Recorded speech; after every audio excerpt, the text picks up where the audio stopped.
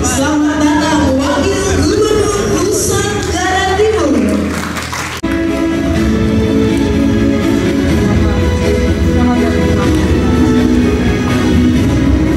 Sekali lagi, mana aplaus meriah untuk kehadiran Bapak Gubernur bersama Direktur Kepatuhan Bank Nusa Tenggara Timur.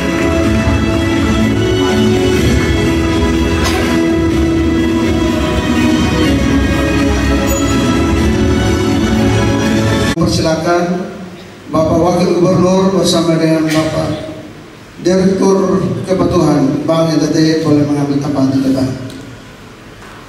Mari kita berikan aplaus.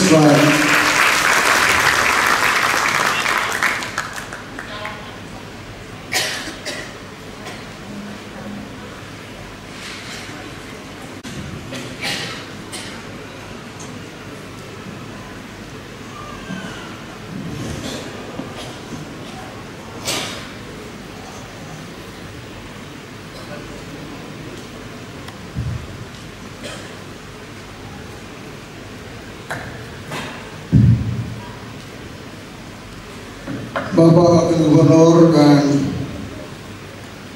Wakil Gubernur dan Bapak Direktur Kepatuhan Bank NTT, atas nama seluruh pejabat Gereja BT Indonesia, Pendeta Media, Pendeta Pratama, sekali lagi mengucapkan selamat terpilihnya Gubernur dan Wakil Gubernur NTT periode 2025-2030. Mari ayo kita bangun NTT. Kita berikan tepuk tangan sekali lagi.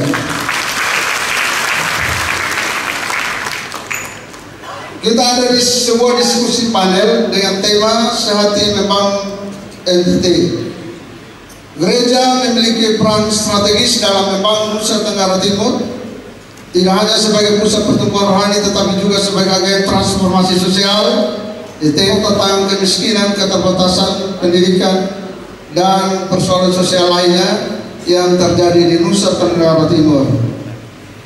Karena itu hadir di tengah-tengah kita Bapak Wakil Gubernur Nusa Tenggara Timur, Bapak Dr. Joni Asadoma M.Hum, dan Bapak Direktur Kepatuhan Bank NTT, Bapak Christopher Adu, akan kita menjalani sesi ini dengan 1 jam.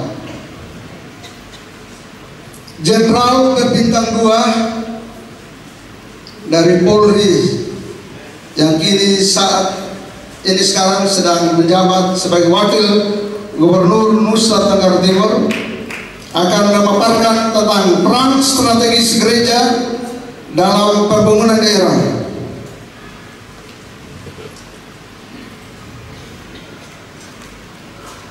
Melalui kolaborasi dalam menciptakan masyarakat sejahtera dan berdaya saing, keterlibatan gereja di bidang pendidikan, kesehatan, dan pengentasan kemiskinan, dan Bapak Christopher SM Adu Esos akan memaparkan tentang literasi keuangan dan inklusi perbankan di tingkat jemaat, kerjasama antar gereja dan lembaga keuangan melalui UMKM, koperasi dan tabungan keluarga.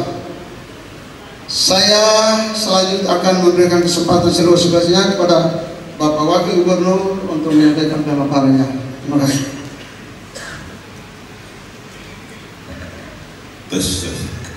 Salam. Terima kasih. Selamat pagi, salam sejahtera untuk kita semua. Pagi menjelang siang, sudah jam 11.30. Ya, pertama-tama tentu kita patut bersyukur kepada Tuhan karena kita semua masih diberikan kesehatan dan kekuatan sehingga boleh berkumpul di tempat yang baik ini. Saya mohon maaf karena kepadatan kegiatan, acara dari pagi, kemudian tadi ini ada acara juga dengan pertemuan dengan Wakil Perdana Menteri Timor Leste. Sementara berlangsung, ya saya minta izin kepada Pak Gubernur, Pak Wakil Perdana Menteri untuk bisa hadir di tempat ini karena sudah dijadwalkan sebelumnya, saya bilang. Jadi saya minta izin, beliau memaklumi. Baik, yang saya hormati Sekretaris Umum Badan Pengurus Gereja Bethel Indonesia, Bapak Pendeta Himawan Leonardo dan staf. Selamat datang Pak di Setengah Timur. Bapak Ketua Badan Pengurus Daerah Nusa Tenggara Timur Gereja Bethel Indonesia, Bapak Pendeta Wader Maksobu beserta seluruh jajaran pengurus, Bapak Direktur Kepatuhan Bank NTT, Bapak Christopher Adu beserta staf yang hadir, Bapak-bapak, ibu-ibu, para pendeta ataupun gembala sidang, serta seluruh hamba Tuhan yang hadir pada siang hari ini yang saya kasihi dan saya muliakan. Sesuai dengan permintaan dari Gereja Bethel Indonesia, untuk saya bisa menjadi salah satu narasumber yang disampaikan pada kesempatan ini. Saya menyiapkan beberapa bahan yang sederhana saja, tapi mudah-mudahan kita nanti bisa, kalau memang ada tanya jawab diskusi, kita akan bisa diskusikan bersama. Karena itu saya langsung saja untuk mempersingkat waktu, saya silakan tampilkan yang pertama apa saja yang menjadi tantangan dan peluang di Nusa Tenggara Timur saat ini.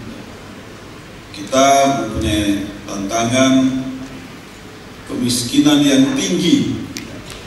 Kemiskinan tinggi. Menurut data dari Badan Pusat Statistik, kemiskinan kita itu ada di 19. Maaf, saya lihat datanya dulu, 19,02%.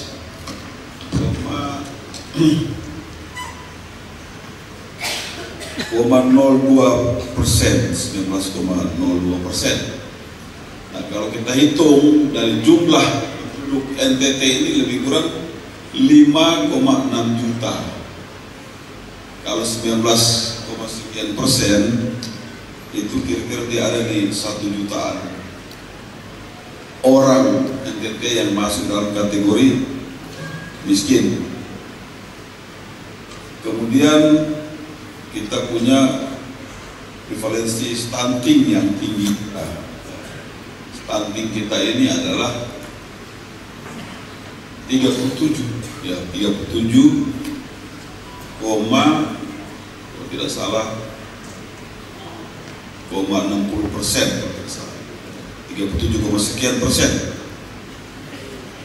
Kemudian kita punya ketimpangan yang belum merata atau biasa disebut dengan rasio Gini. Kalau kita rasio Gini dari 0 sampai 1, maka ketimpangan kita itu masih sangat tinggi. 0 itu rendah, dia semakin naik ke 1 itu semakin baik. Maka kita tuh ada di sekitar 0,4 rasio Gini. Kemudian juga tingkat infrastruktur yang juga belum merata. Sebagai contoh, untuk infrastruktur jalan di NTT ini baru lebih kurang 70% terpenuhi, sementara 30% ini masih belum terpenuhi dan masih perlu kerja keras dari pemerintah daerah untuk bisa memenuhinya. Kemudian indeks pembangunan manusia, SDM kita masih rendah. SDM kita itu 69,14%, sedangkan untuk nasional itu harus 75%. Jadi IPM, Indeks Pembangunan Manusia itu diukur dari harapan lama sekolah, ya, kemudian tingkat kesehatan usia kesehatan harapan lama hidup, ya, dan juga pendapatan per kapita. Jadi tiga itu, jadi pendidikan, kemudian kesehatan dan ekonomi. Itu kita masih rendah juga, 69,14%, sedangkan nasional itu lebih kurang 75,2%. Itu adalah tantangan yang kita hadapi. Tantangan artinya sesuatu yang harus kita selesaikan, harus kita tuntaskan. Ada di depan mata, kita tidak bisa hindari, tapi kita harus istilahnya tabrak terus supaya ini bisa kita selesaikan, bisa mencapai standar-standar yang sudah ditentukan secara nasional. Nah, di samping tantangan ada peluang juga yang memberikan harapan kepada kita. Peluang apa? Peluangnya potensi di bidang pertanian, ternakan, kelautan, dan perikanan yang sangat besar yang belum kita olah atau kelola maksimal. Yang kedua, potensi pariwisata. Ini juga sangat besar. Kita baru bisa mengolah pariwisata kita itu di Labuan Bajo yang sekarang menjadi salah satu destinasi pariwisata premium yang pengunjungnya sekarang semakin banyak. Jadi kalau mungkin 10 tahun lalu, 5 tahun lalu, ya, 7 tahun lalu, waktu saya jadi Wakapolda, saya berkunjung ke Labuan Bajo, itu masih belum terlalu ramai. Hotel paling bagus itu Hotel Ayana, udah yang lainnya hotel bintang 3. Nah sekarang hotel bintang 5 itu selain Ayana sudah ada juga Joy Marriott, sudah ada Melora, sudah ada Katamaran, ya, sudah ada pusat perekonomian namanya Mawaki di sana. Di samping itu hotel-hotel kecil juga banyak pertumbuhan, kafe-kafe, restoran-restoran sekarang sudah berjamur. Kalau dulu masih sedikit kita lihat bule atau China atau Jepang atau Korea, sekarang semakin banyak di sana. Kalau dulu mungkin cuma ada ya 50-an kapal pinisi, sekarang sudah ada 300 lebih kapal pinisi yang beroperasi di sana. Dan orang sekarang kalau dia berlibur di Labuan Bajo, mereka lebih pilih tinggal di kapal pinisi daripada di hotel. Karena kalau dia tinggal di hotel, dia mau berangkat kemana-mana naik kapal juga. Dia mau ke Pulau Komodo, Pulau Pagar, ya, itu tetap naik kapal pinisi juga. Dia mau menyelam, nanti sewa speedboat lagi. Jadi kalau dia di kapal pinisi, sekaligus semuanya bisa dilakukan di situ. Tidur di situ, nyelam, tinggal pindah-pindah tempat, cari spot-spot yang bagus, mau ke objek-objek wisata, tinggal jalan. Ini juga menimbulkan ketimpangan. Hotel-hotel sekarang pada mengeluh karena banyak yang tinggal di kapal pinisi. Oke. Kemudian juga kita punya pariwisata di Rote dan di Alor. Ini yang akan juga menjadi salah satu destinasi pariwisata super prioritas. Yang dari Rote ada kok? Banyak. Oke. Nah ini tanggung jawab para pendeta juga, para gembala sidang ya, Rote itu sekarang sudah semakin banyak turis asing di sana. Ya. 2 minggu lalu, 3 minggu lalu saya ke sana mendampingi Menteri Kependudukan. Saya lagi makan di sebuah rumah makan itu, tiba-tiba ada 30 lebih anak-anak usia mahasiswa lah, 20-an tahun masuk. Saya tanya dari mana? Dari Australia. Kenapa kamu ada di sini? Kenapa kamu datang ke Rote? Waduh, saya senang sekali di Rote ini. Nanti tahun depan saya akan datang lagi. Apa kesanmu? Wah, di sini masyarakatnya ramah, kemudian aman, kemudian kita bisa kemana-mana dengan bebas. Kami kepingin, kami di Australia itu tidak bisa keluar rumah, kita selalu diawasi. Di sini kami bisa jalan-jalan. Dan puji Tuhan, mereka rupanya anak-anak gereja semua. Anak-anak gereja. Kami kemarin ada kegiatan di gereja ini, gereja itu, ya, di mana? Nemrala. Kami ini semua anak-anak gereja. Kami pencinta Yesus katanya. Wah, saya dengarnya senang sekali saya, karena di tempat lain banyak orang jadi ateis. Ya, di Eropa, di Amerika banyak. Eropa baru banyak. Ya. Amerika punya kebangkitan rohani sekarang sudah bagus ya, apalagi Donald Trump ini kan seorang yang walaupun begitu tapi dia juga religius ya.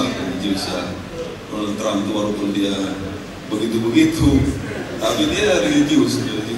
Orang gereja lah kira-kira ya, kita lihat waktu dia menang kampanye itu, setelah ditetapkan sebagai pemenang, pengikutnya semua langsung nyanyi lagu-lagu rohani semua.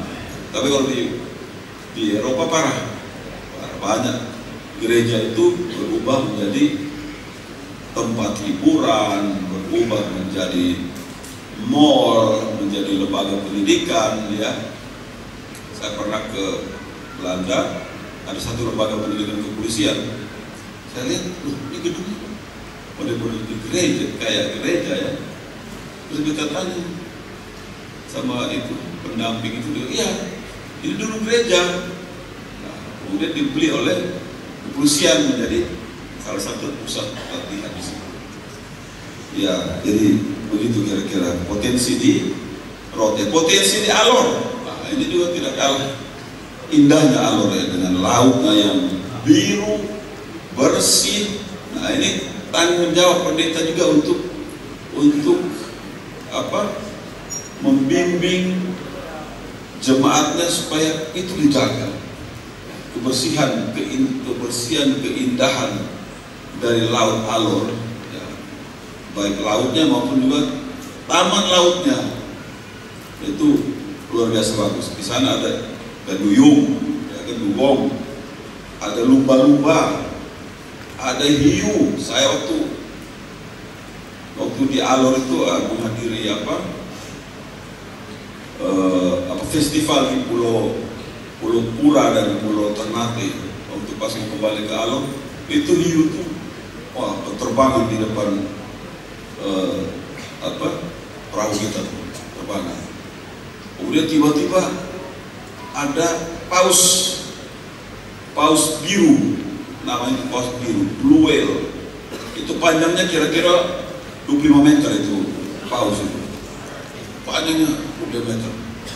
Kami mendekat sampai jarak kira-kira sekitar 20-15 meter itu. Kita matikan mesin, pelan maju, kita bisa lihat sampai jarak kira-kira 15 sampai 20 meter. Taman lautnya tidak kalah dengan di Manado, di Bunaken, di Raja Ampat, ya, di Labuan Bajo juga bagus, tapi Alor juga bagus. Ini potensi pariwisata yang memang belum kita olah secara maksimal.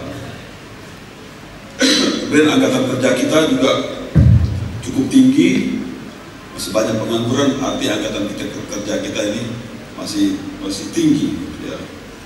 Nah, untuk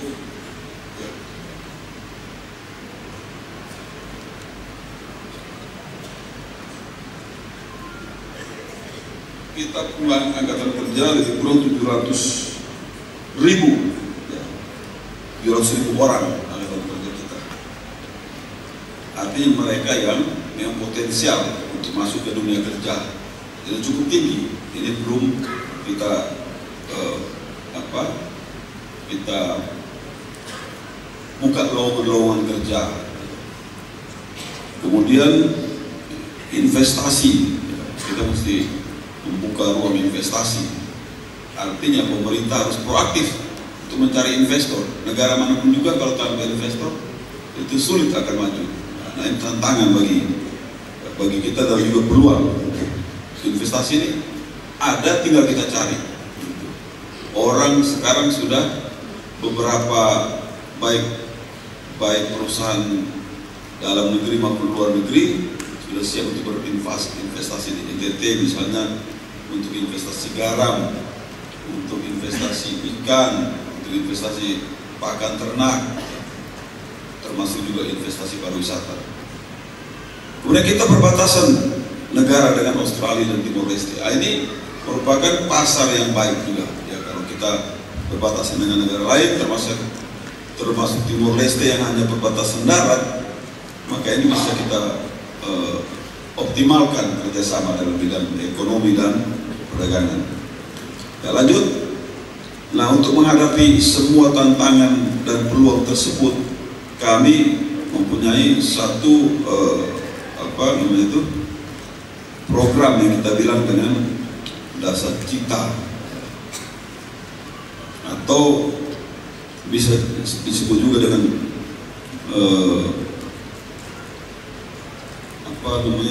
elaborasi daripada visi misi. Dasar cita kita itu yang pertama dari ladang dan laut ke pasar. Jadi kita harus membuka pasar, ya, sehingga semua hasil-hasil baik dari ladang maupun laut ini bisa langsung masuk ke pasar. Efisien, modern, dan aman. Efisien artinya kita harus membuka infrastruktur kita sehingga masyarakat bisa lebih mudah untuk mendistribusikan, menjual hasil-hasil pertanian, perikanan maupun peternakan. Kemudian milenial dan perempuan, motor kreativitas lokal. Jadi kita mau angkat nih milenial dan perempuan, terutama mama-mama ini. Mama-mama ini sangat produktif, ya. Kita lihat bisnis kuliner itu sudah maju. Ya. Yang buat tenun di mana-mana itu mama-mama, nona-nona kurang. Mama buat tenun yang sangat bagus, yang sangat indah-indah. Nah, ini juga tugas gereja untuk menggali potensi-potensi tersebut. Wisata NTT, penggerak ekonomi lokal. Dan sejahtera bersama, menyiapkan jaminan kesehatan ketenagakerjaan. Kemudian posyandu tangguh, ya, untuk membebaskan masyarakat dari stunting. Nah, stunting ini harus menjadi kerjasama semua pihak, termasuk gereja. Bagaimana caranya? Ya, gereja bisa mendata anak-anak stunting di daerahnya. Gereja memberikan sumbangan tambah gizi pada anak-anak stunting. Tidak usah banyak. Kalau satu gereja itu bisa bantu 2-3 orang anak stunting. Berapa gereja seluruhnya di NTT? GBI? 457. Kalau satu gereja itu 3 orang lah. Nah, satu gereja itu bisa mengasuh, merawat 3 anak stunting, maka sudah ada lebih kurang 1.200-an, 1.300 anak stunting yang terbantu. Ya. Itu kan tidak banyak-banyak. Setiap minggu kasih telur 2 butir, kacang hijau setengah kilo, kemudian susu, ya kan, kemudian daging untuk ikan. Gitu. Jadi saya yakin bisa. Kalau tidak bisa 3, 2, tidak bisa 2, 1 juga tidak apa-apa. Yang penting ada nih wujud kasih gereja kepada jemaat atau kepada masyarakat. Karena stunting kita ini tinggi dan kita berat sekali kalau hanya mengharapkan pemerintah. Jadi semua pemangku kepentingan, semua stakeholder ini harus bekerja sama, termasuk juga menyampaikan pesan-pesan atau kampanye anti stunting. Ini saya selalu sampaikan. Bagaimana kampanyenya? Stunting itu disebabkan karena satu, kurang gizi. Kurang gizi. Anak atau anak sejak masih dalam kandungan itu harus mendapatkan gizi yang baik sampai umur katanya 1.000 hari menurut para ahli. Sampai umur 1.000 hari itu mesti dikasih makan yang bergizi. Yang kedua itu adalah lingkungan yang sehat, rumah yang ventilasi udaranya cukup, oksigen itu cukup, bersih, tidak gelap gitu, kotor, dapur bersih, kamar mandi bersih, tempat makan bersih, tempat masak bersih, halaman rumah bersih. Nah, ini sangat mendukung untuk penuntasan stunting. Kalau kotor, ibu hamil sudah menghirup udara kotor, maka ini berpengaruh terhadap janin. Kemudian yang ketiga adalah salah satu kebersihan itu begini. Mungkin taruh kasar 75% orang NTT ini mamasir, termasuk Bapak Kepala Sidang semua di depan saya. 75% mamasir, betul Pak? Nah, supaya gigi kuat sertanya. Nah, untuk seorang ibu hamil, mamasir itu berbahaya, tidak sehat bagi janin. Tidak sehat bagi janin. Yang kedua, kebersihan. Saya masuk ke kampung-kampung, desa-desa. Tahu saya kampung-kampung desa di kota saja, di rumah orang yang mamasir. Coba lihat bagaimana dia buang itu, dia ludah.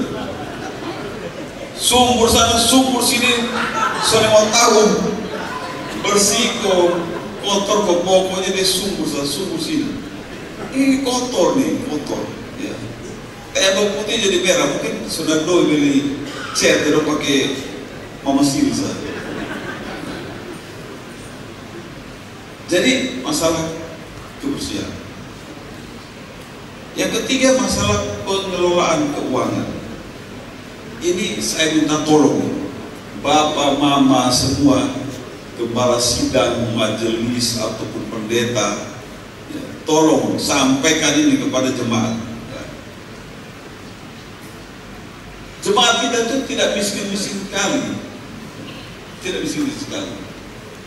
Kenapa saya bilang begitu? Karena kalau dia miskin, dia tidak bisa beli silpinang, terus tidak bisa beli rokok, tidak bisa beli miras, tidak bisa berjudi kalau dia miskin. Tapi kenyataannya kan sebaliknya. Kita selalu tanya, berapa beli itu mamasir? Ya 10 sampai 15 ribu.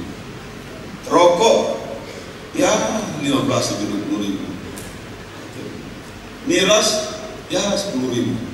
Jadi itu gitu, sudah hampir 50 ribu minimal. Hampir 50 ribu. Nah, kalau ini 50 ribu tiap hari, oke, kalau ketemu bilang stop sama sekali juga sudah mungkin. Tapi bagi dua saya 50 ribu. 25 ribu boleh beli itu barang-barang. 25 ribu ini beli telur, ya kan? Beli susu, beli ikan atau daging, beli kacang hijau untuk istri sejak hamil sampai anak-anak umur 1000 hari, artinya 3 tahun. Pasti semua anak-anak kita itu bisa bertumbuh sehat, kuat, cerdas. Nah, ini tanggung jawab gereja juga, tanggung jawab gereja untuk mencerdaskan dan mencerahkan jemaat kita, ya, supaya mengelola uang itu dengan baik. Karena uang ini ada, uang tidak ada, tapi dibeli yang begitu-begitu. Saya selalu bilang kalau di gereja, saya sering ngomong di gereja, di masyarakat, bapak mama orang ini lebih mencintai diri sendiri daripada mencintai dia anak. Soalnya peduli dia anak nanti menjadi apa, dia sudah siapkan dari sejak kecil. Melalui itu makan minum sehat, lingkungan sehat. Jadi orang lebih peduli kepada kesenangan pribadi, tidak peduli dengan masa depan anak. Padahal anak ini adalah investasi kita. Kalau ini anak bertumbuh sehat, kuat, cerdas, imannya bagus, maka ini dia bisa mengangkat hidupnya, keluarga, termasuk juga masyarakat di sekitar kita. Kalau kita punya SDM yang tangguh, maka bangsa ini akan tumbuh sehat, tumbuh maju. Tapi kalau kita lihat ya satu lingkungan anaknya pendek-pendek, ya kurus-kurus, ya main di kotor-kotor, ya makan sembarangan, maka masa depan bangsa ini ada pada titik yang kritis. Kemudian itu bebas stunting, sekolah vokasi unggulan berbasis potensi daerah, kemudian jalan, air, listrik, dan rumah layak huni. Saya singkat-singkat aja, yang penting-penting aja saya kasih penekanan. Pendapatan daerah naik, pelayanan publik dan kesejahteraan ASN terjamin. Nah, pendapatan daerah, kita punya pendapatan daerah ini masih rendah. Karena itu sekarang pemerintah Provinsi NTT ini menggenjot supaya pendapatan asli daerah kita tinggi. Kita PAD kita tahun lalu itu cuma 1,3 triliun. Kita dengan Kabupaten Badung di Bali, kita kalah. Kabupaten itu dia sekitar hampir 87, sekian T, hampir 8 T pendapatan asli daerah. Karena itu daerah pariwisata kan. Pendapat asli daerah itu hampir 8 T. Kita cuma 3 T untuk 5,6 juta penduduk, 22 kabupaten kota. Rendah sekali. Itu Kabupaten Badung itu pernah menyumbang sebuah gereja, membangun sebuah gereja 50 miliar. Dia sumbang, ini Kabupaten Badung ini, sumbang pembangunan gereja itu 50 miliar. Mana mungkin Pemprov NTT bisa sumbang sampai 50 miliar? Paling tinggi juga 500 juta, itu paling tinggi juga. Jadi Pak Soboni tahu. Nah, karena itu kita bekerja keras, kita target tahun depan kita bukan 1,3 tapi 2,8. Nah,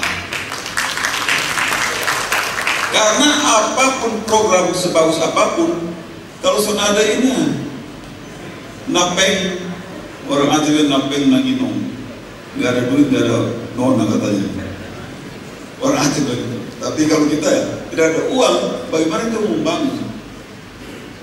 Sulit ya. APBD kita tergantung pada dana bantuan pusat.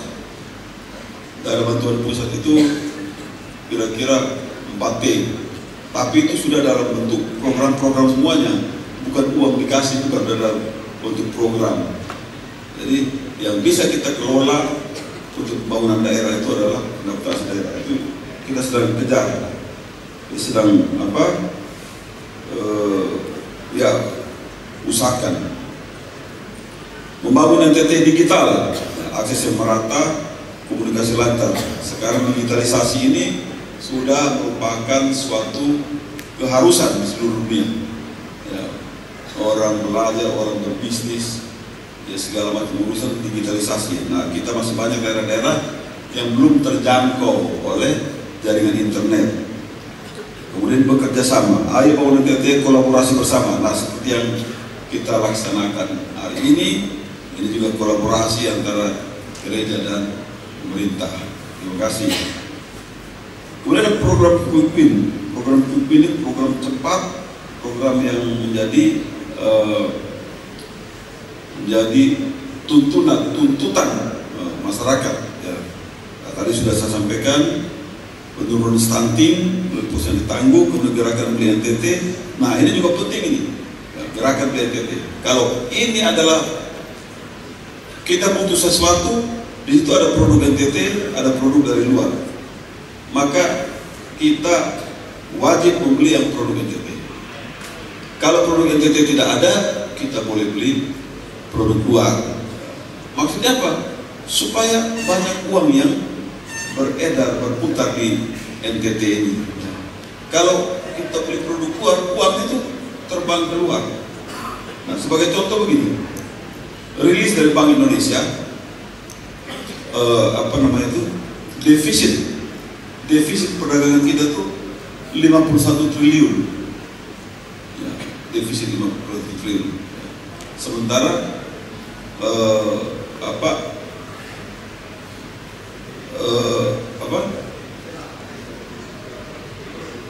sementara hasil kita itu hanya 7 triliun. Jadi 57 triliun itu uang yang keluar dari NTT. 7 triliun itu uang yang masuk ke NTT. Nah, 51 triliun, bayangkan. Nah, itu termasuk kita beli produk luar, uangnya kembali keluar. Kita beli barang-barang yang ada produk NTT, maka uang itu akan berputar di sini. Ini yang kita terus gencarkan, ya. Kita terus gencarkan. Kemudian One Village, One Product. Nah ini juga tentu kita minta bantuan daripada gereja untuk bisa melihat potensi di desa-desa yang ada di dalam lingkup pelayanan gereja, untuk ini bisa kita kemas dalam suatu produk yang baik. Misalnya saja di Rote itu ada gula lempeng, ya kan? Bisa jadi gula semut, bisa jadi apa lagi, ya. Nah ini jadi produk unggulan di situ yang tapi memang betul-betul harus dibuat yang bagus, ya. Karena apa? Kalau kita mau jual keluar itu harus ada produk halal. Nah, produk halal ini bukan masalah ini daging babi atau bukan daging babi, tapi masalah kebersihan, ya, masalah kebersihan, higienis. Ya. Jadi kalau kita masak gula air, ya, menjadikan ini kan gula lempeng, maka itu harus bersih. Kalau supaya kita bisa dapat produk halal, supaya kita bisa jual di ke pasar keluar NTT, itu harus tempat masaknya tuh tidak boleh dicampur dengan tempat masak rumah tangga. Kemudian lingkungan harus bersih, peralatan-peralatan yang dipakai masak harus bersih, ya. Orang yang memasak, yang mengerjakan ini juga harus bersih, ya. Jangan sambil mama siri sambil makan, sambil dia bikin itu gula lempeng sambil mama siri sambil baca cerita lagi. Nah ini kan dia punya droplet ini kan masuk gitu kan, masuk ke dalam, bagaimana ini? Ya. Mungkin bagi dia itu bumbu-bumbu, bagi orang lain bagi dia tambah, biar tambah enak ini, ya kan? Ini dulu yang masuk ke dalamnya, tapi kan dari segi kesehatan itu salah. Gitu. Nah itu yang harus kita perhatikan. Nah kalau seperti di negara-negara maju, ya, kalau mereka masak, mereka mengolah sesuatu, itu kan mereka pakai itu di dapur itu apa namanya, celemek atau apa, pakai celemek, ya kan, pakai sarung tangan, pakai itu topi koki itu, pakai ini masker, jadi betul-betul kebersihan itu dijamin. Nah, kita harus mengarah ke situ. Nah, karena itu ini adalah tugas gereja juga, ya, untuk bisa memberikan penyuluhan, ya, penyuluhan kepada jemaat yang berwirausaha. Kemudian juga pendampingan siswa menuju universitas unggul atau sekolah kedinasan. Nah, kita akan memberikan pelatihan bagi anak-anak kita yang mau masuk Akpol, Akmil, LAU, dan juga ke PDN dan sebagainya. Kita akan buat pelatihan khusus untuk itu, ya.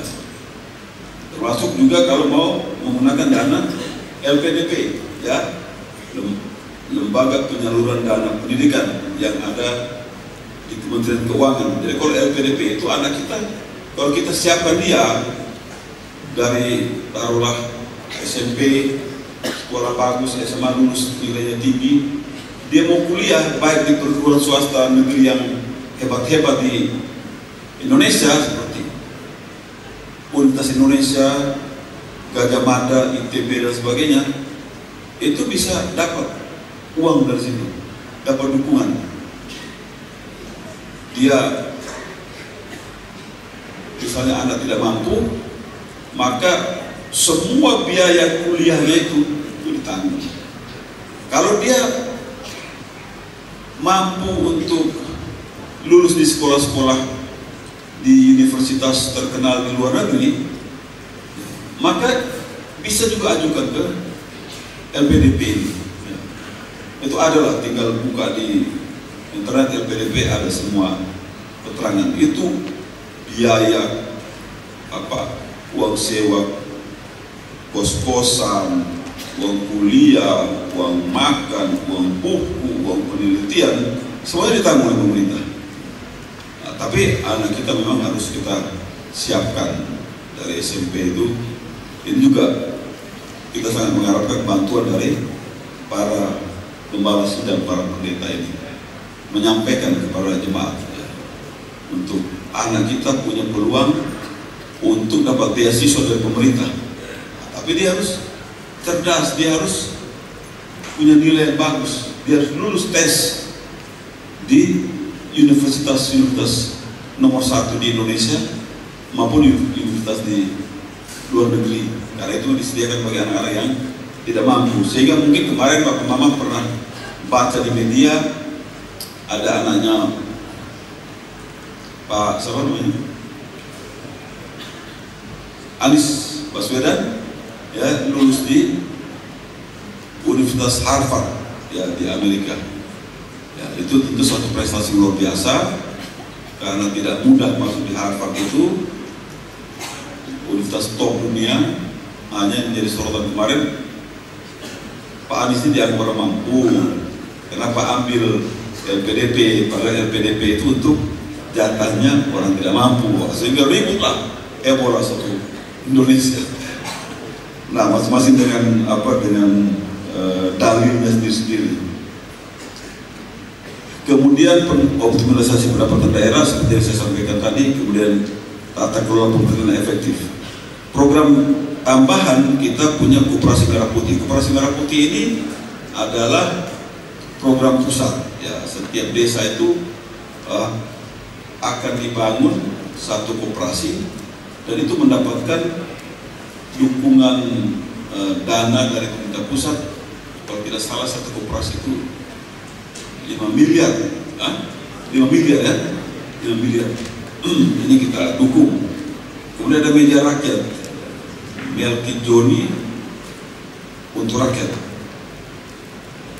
Ini orang yang punya masalah, dia lapor langsung, baik melalui WA, email, ataupun datang langsung ke kantor gubernur. Kita catat, kita akomodir, kita carikan solusinya. Kemudian sekretariat bersama, kita ada buka sekretariat bersama, kemudian tolak kekerasan perempuan terhadap anak. Lanjut, peluang sinergi gereja dan pemerintah. Satu, pemberdayaan ekonomi berbasis iman, ya. Ini tentu merupakan bagian daripada tugas gereja. 2, pendidikan dan kesehatan holistik, ya. Program sekolah holistik berbasis jemaat, klinik jemaat sehat, mitra puskesmas, program orang tua asuh jemaat, dan pelatihan guru dan kader kesehatan holistik. Kemudian infrastruktur sosial, revitalisasi gedung jemaat. Nah, tadi ini kita memang kemarin ada dana-dana hibah dari pemerintah kepada lembaga-lembaga keagamaan. Kemarin saya cek, oh ini gereja ini, MUI, NU, apa namanya, Muhammadiyah, segala macam. Terus tadi baru tadi sebelum pertemuan dengan Timor Leste, saya sama Pak Gub sama Karot Pemerintahan Pak Turisri, kita cek lagi, oh ada beberapa gereja yang masih perlu kita juga harus berikan tunjangan operasional lah gitu, termasuk dalamnya GBI juga. Jadi nanti tahun depan GBI sudah dapat, mungkin selama ini belum, tapi tahun depan nanti GBI sudah dapat. Wah, walaupun tidak banyak tapi ada lah. Orang bilang waspada, walau sedikit pasti ada. Kemudian advokasi kebijakan inklusif, ya, rekomendasi gereja untuk perda, perlindungan disabilitas dan sebagainya, ini bisa diajukan. Nah, ini contoh-contoh kolaborasi gereja pemerintah, gereja penyediaan lahan, pelatihan keterampilan petani, koperasi jemaat, promosi produk lokal. Tadi saya bilang OFOP, koperasi, dan hilirisasi pertanian. Nah, apa maksudnya hilirisasi? Hilirisasi ini maksudnya kita mengolah dari bahan baku menjadi barang jadi. Ya. Jadi seperti begini. Ada daerah-daerah yang kaya akan TTS lah, TTS itu punya alvokat, ya. Alvokat apa advokat? Alvokat yang luar biasa enak, ya. Itu kalau musim di Soka itu saya selalu beli itu. Satu kumpul mungkin ada 10 buah tuh cuma 20.000. 20.000. Nah, saya pernah masuk di supermarket di Jakarta. Di sini ditulis alpukat mentega TTS. Soe, alpukat mentega soe, ya kan? 1 kilo tuh kalau tidak salah itu 65.000. Isinya cuma 2 buah saja, paling banyak 3. Ya. Nah, ini kalau kita bicara hilirisasi, kita tidak cuma jual alpukatnya saja, ya, tapi kita bisa bikin dia misalnya jadi jus, ya, jadi jus. Itu kita langsung packing yang bagus, kita langsung jual ke pasar. Ya, setelah mendapat label halal, izin Badan POM, itu kita bisa jual langsung ke pasaran. Ya. Ya, sapi, kita tidak jual cuma sapi, ya itu kembali dendeng, abon, kemudian kulit, ya, dalam bentuk tas, sepatu dan sebagainya. Nah, ini yang namanya hilirisasi dan berbagai produk-produk unggulan lainnya. Kemudian ya, lanjut. Ini sinergi pemerintah dan gereja Betel adalah keharusan untuk maju. Peran gereja sebagai agen perubahan. Ya. Jadi orang bilang dulu tuh dinosaurus itu mati karena tidak bisa beradaptasi dengan perubahan alam yang luar biasa waktu itu, sehingga punah. Manusia pun menurut teori evolusi katanya beradaptasi manusia ini. Nah, tapi memang betul kalau kita tidak bisa beradaptasi dengan lingkungan, maka kita akan tenggelam. Dulu handphone pertama yang muncul tahun 90 berapa? 96 ya. Ya, itu adalah Nokia. Maka seluruh dunia itu pakai Nokia. Dulu-dulunya pakai Nokia. Perkembangan zaman, ya, Nokia tidak berubah. Orang sudah muncul HP Android, ya kan? HP apa namanya? iPhone punya sistem ini, iOS, ya. Nokia tidak berubah. Akhirnya Nokia itu, boleh dikatakan punah. Dia mau bangkit lagi sekarang dengan berbagai produk baru, udah sulit mengalahkan iPhone, mengalahkan Samsung, mengalahkan Huawei dan sebagainya. Ya. Kemudian juga dulu ada kamera yang paling top, namanya Kodak. Pasti orang-orang tua di sini tahu semua. Ya. Two-style kita bilang. Kalau foto pakai two-style, bukan pakai HP. Nah, Kodak itu menguasai pasar dunia, tapi dia tidak cepat beradaptasi dengan dunia digital. Tahun 84 saya ke Los Angeles,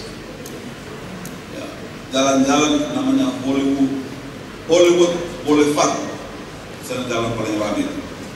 Gedung Kodak waktu itu megah besar luar biasa. Sekarang gedungnya sudah tidak ada lagi, produknya pun sudah hilang. Nah, karena dia tidak beradaptasi dengan perubahan zaman. Nah, begitupun kita. Nah, gereja harus menjadi agent of change, harus terus bisa mengikuti perkembangan-perkembangan di luar. Ya. Kenapa orang banyak jadi ateis? Kemarin waktu saya hari Minggu kemarin, gereja itu di gereja Kefas, pendetanya Pak Roni Runtu. Beliau khotbah membawa suatu data-data dari sebuah lembaga riset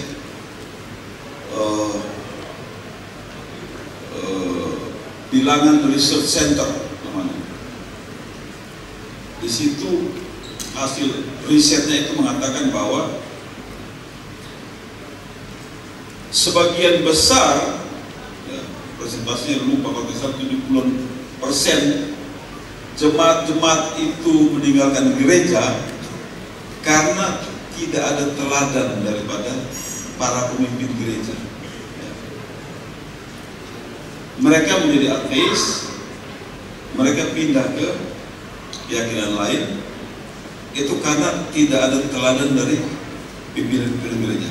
Ini menurut beliau, dan beliau waktu itu menyajikan data berdasarkan riset, bukan perkiraan sendiri. Nah, peran daripada pimpinan gereja sini sangat penting. 4 menit lagi, memang, kalau suruh saya ngomong itu memang bahaya, bisa lama saya beromong, ya kan? Habis itu saya diskusi ya. Ya, jadi kembali lagi, ya saya menghimbau Bapak Mama, para gembala, para pendeta, ya, majelis, ya, pimpinan gereja semuanya, tanggung jawab kita bukan hanya kita kumpul jemaat sebanyak-banyaknya, ya, kemudian khotbah saja, tapi tanggung jawab kita adalah bagaimana kita membangun jemaat ini agar menjadi jemaat yang mandiri secara ekonomi, ya, menjadi jemaat yang sejahtera, membangun masyarakat yang sehat, yang cerdas, dan bersama pemerintah, ya, membangun daerah, bangsa dan negara. GBI, ayo! Masih kurang keras, kurang makan ini. Satu kali lagi, GBI, ayo! Tepuk tangan dulu. Ya. Baik.